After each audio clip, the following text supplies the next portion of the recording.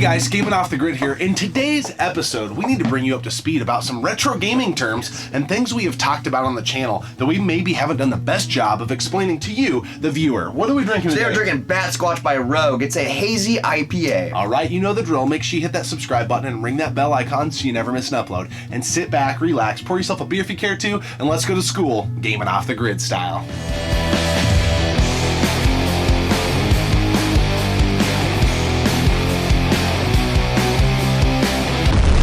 Hey everybody, I'm Chronik Spartan, and one of my favourite things to do is grabbing a good beer, kicking off my shoes, relaxing my socks, and watching one of my favourite YouTube channels, Gaming Off the Grid. Cheers. Alright, here we go folks. It is time to get your learn on. If you are a collector or retro gamer and you've been in the scene for a long time, this video might not be for you, but it kind of came to us the other day. We were like, you know, we talk about a lot of stuff and we assume the folks on the other end know what we're talking about. But you know what happens when you assume? You make an ass out of you and me. Yeah. Not him. But yeah, so we thought we would get you up to speed with some retro gaming terms that are common. And, you know, it's always good to learn things. Yeah, so we think you need to know these. We'll also talk about some things we say on the channel a lot and kind of clarify those, and some beer terms towards the end when we do our beer review. So if you are starting to collect retro games, you gotta know these things. So if you see a listing that says CIB, what does that mean? What does that mean? It means complete in box. For example, if it's a disc-driven game, it comes with the disc, it comes with a case, and it comes with the manual. Yep. It comes with everything that was with that game if it was sold brand new. Yeah, so you want to make sure you double check the pictures and the description and all those things, because if it doesn't have all those things, then it's not complete in box. So another thing that we have talked about on the channel is different regions and stuff for games. What's PAL region? What is NTSC? And if you're looking up games, they may be listed that way. The native region that that game actually plays in. So maybe you know, or maybe you don't, that like a PS2, for instance, North American games won't play on a PAL PS2 and vice versa. Which is kind of annoying, because if you pick up a awesome rare game and it's a PAL game and you go home to play it and you live in North America, sucks to be you. Yeah, and there are some consoles that are region free, such as like the PS4, I believe the Switch is. There's ways to get your Sega Saturn region free pretty easy, and you can find those things on the internet to be able to pull that off. But make sure you pay attention to the region. And really the big difference between the two is all about the frame rate. I believe the North American is like a standard 30 frames, and the 25 frame rate is for PAL. Yes. Which this reared its ugly head on the PlayStation Classic. So there are a couple clone consoles out there that play both. We have the Classic 2, for example, and there's a region switch on the bottom, which is super cool. So if you get one of those clone consoles and you have a PAL region game or a North American region game, you can play it if you get one of those consoles, or you have to get the original or hack it, vice versa. So those are just two common retro gaming terms. Now let's move on to OEM. Yes, original equipment manufacturer. You've probably seen this with controllers. I see that all the time when I look up a listing for a controller. It'll say PlayStation 4 controller OEM.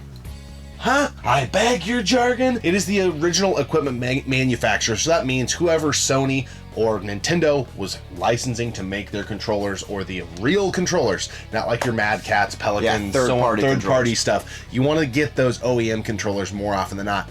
Now, there are some third-party controllers that are pretty badass. That's maybe another really good video idea. But anyways, OEM, original equipment manufacturer. Now let's move on to one of our favorite ways to play video games, and that is with CRT TVs. But what does that mean? This is an important thing to us. We play everything on CRTs, if that's how it was PS4, meant to be played. Well, we even downgrade Yeah, stuff. we do some stuff, yeah. Now, when we are really grinding on the PS4, we do play in the living room on a newer TV, but our game room is wired to CRTs. We've talked about it a lot, but if you're a viewer that's under the age of like 25, you maybe have never even seen a CRT. What is it? It's a cathode ray tube TV. Or that big ass TV in your grandparents' basement that you cannot lift. Yeah, it's like 120 pounds and it's crazy big. It takes up so much space. That's a CRT. Yeah. And if you want to play original light gun games, that's the only way you can play them. So they have their advantages. They do, especially for a lot of retro games. It will mitigate input lag, and it's the purest and truest way to play a lot of retro games without having to go through a bunch of bullshit of scaling your stuff to modern things. So anyways, CRT TV, they're disappearing. So if you see one for free somewhere, Pick it up. Pick it up! You might need a buddy to pick it up because they're heavy. Now let's move on to light guns. You can only play original light gun games on CRTs. So if you hook up Duck Hunt on your regular Nintendo to a LCD plasma TV LED, it's not going to work properly. Light gun games, we have talked about them being on the Wii. Those aren't true light gun games because it uses Wii's motion sensing technology. Yeah. They play right, but a true light gun with the flash, you know, your Duck Hunts, your early, you know, Super Nintendo, PS1, PS2, shoot at the screen, kill things games, you need a CRT to do that. Now let's move on to eras of video games. What does 8-bit mean? Yeah, so we'll say that a lot. Oh, from the 8-bit era, from 16-bit era. 32-bit era. We assume, you know, 8-bit games. Regular Nintendo. The old Nintendo. Those are 8 bits. The Sega Master System is an 8-bit console. Yes. And then you go into the 16-bit era. Again, we always say it just like, hell, everybody knows what that is. It is Super Nintendo, Sega Genesis, that era of games. Yes, and you can tell the graphics are slowly getting better. They're less blocky. Then you get into 32-bit, 64-bit. Things are starting to get into a 3D world, you know what I mean? It's just evolution. Input lag, we've talked about that a little bit. That is a delayed response from when you press the button and the screen reacts. You want to mitigate that as much as possible, especially in games like Contra, Punch-Out, Mario games, the early Mario games, because you want to be precise in those games. The best way to avoid input lag is to play it on original hardware with your CRT the way it was meant to be played. Because, for example, the NES Classic, the Super Nintendo Classic, they have crazy input lag. It may not be noticeable to novice gamers, but like if you're trying to speed run Mario or play Punch-Out on those classics, you almost can't do it because of the input lag. It is strange, you know, and we love those mini consoles because they're easy. The plug and play aspect, we take them to hotels, on the road, to conventions, so on and so forth. But when we were working on our Mario series of kind of doing poor man speed runs of these games, we would be down in my garage on a tube, killing the game. We'd come up here to film so we could get best quality in HD on a classic console, and we'd be dying on stupid things. It's just the input lag. So you want to try and avoid input lag as much as you can. Yep. So another thing that you may have heard us talk about here and there, whether it be in live streams or in episodes, are has a lot to do with our good friends Megadan29 and Captain Algebra. They're really, really good retro gamers. If you're looking to beat a game and be a boss at it, you might want to check out their work. But descriptions below. No death run, NDR, you may see that in the description. Somebody puts up a video and it says NDR, or no death run.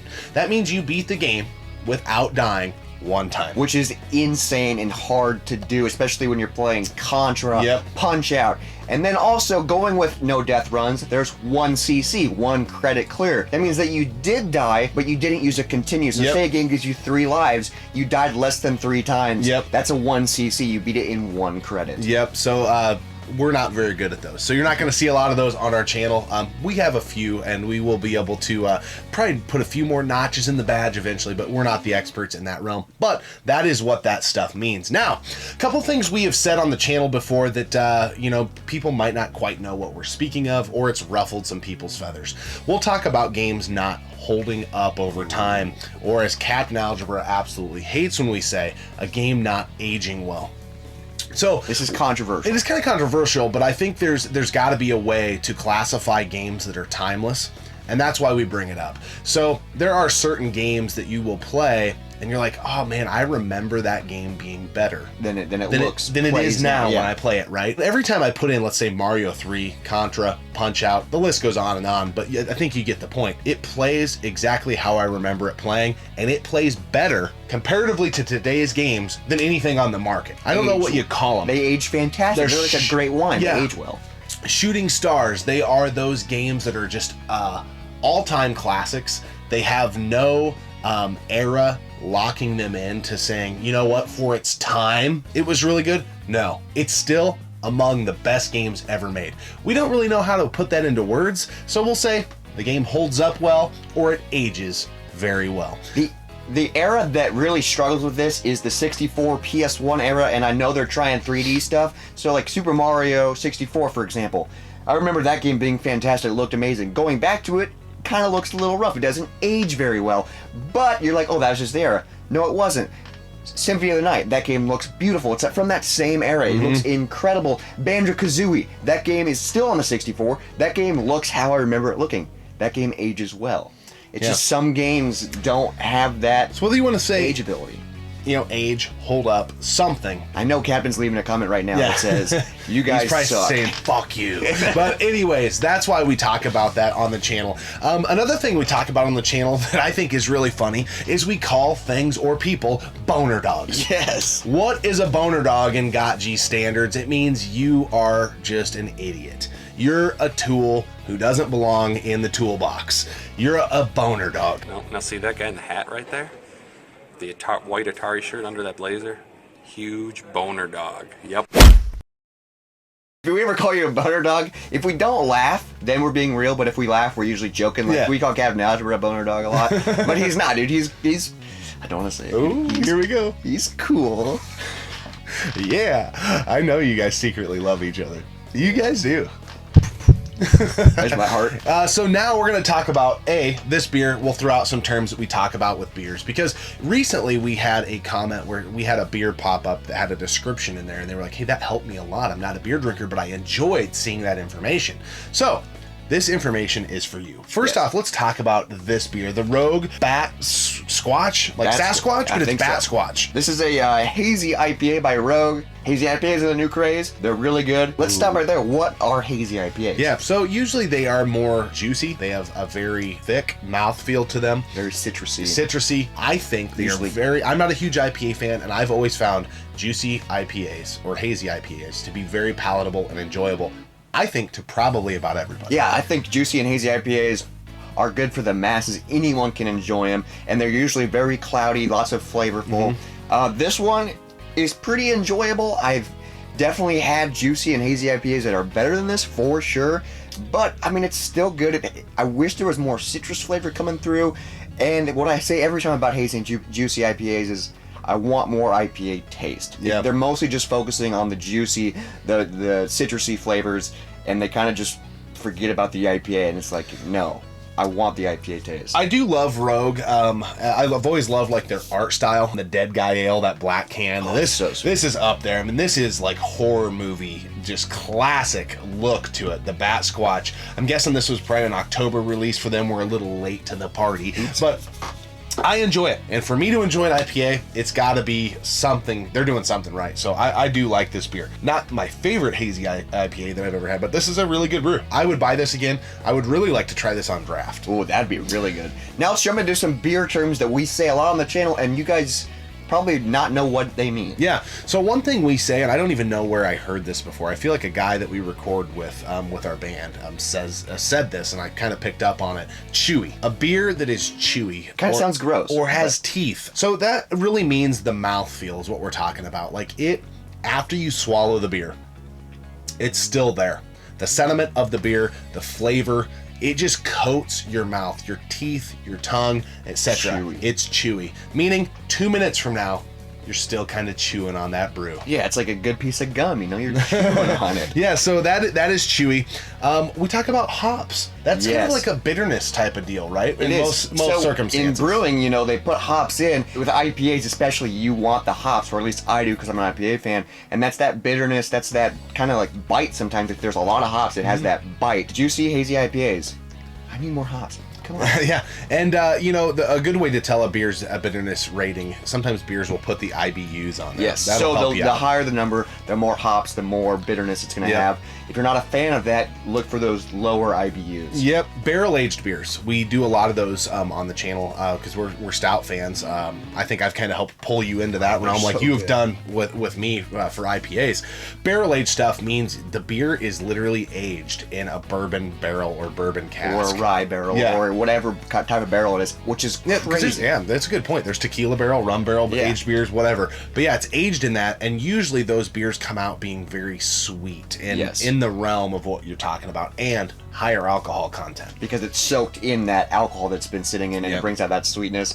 Then the next one is front. What does front mean? Yeah, so we'll say sometimes like I'm picking up a lot of this flavor, a lot of cherry on the front or chocolate on the front. That means the initial taste right when the beer hits your lips and the front of your tongue. Yes, and then going hand in hand with that, the finish. What does that mean? Just listen to the word. It's how the beer dissipates after you swallow the beer. That taste kind of on the back of the tongue, that lingering chew, that chewiness, that lingering flavor. You know, when you swallow this beer, it probably tastes different after you swallow it, than it did on the front. The finish is usually a little different than the front. Yeah, when you're drinking like a crazy stout or something, you usually have like a flavor that comes through on the finish, and you're like, ooh, that kind of tastes like chocolate. That kind of tastes like that's like a smoky finish. You know, it has that finish on it. Yeah. So it's really cool. So anyways, that's a little bit of a lesson in the lingo that you might hear on our channel and other retro gaming channels. If you're looking to get into collecting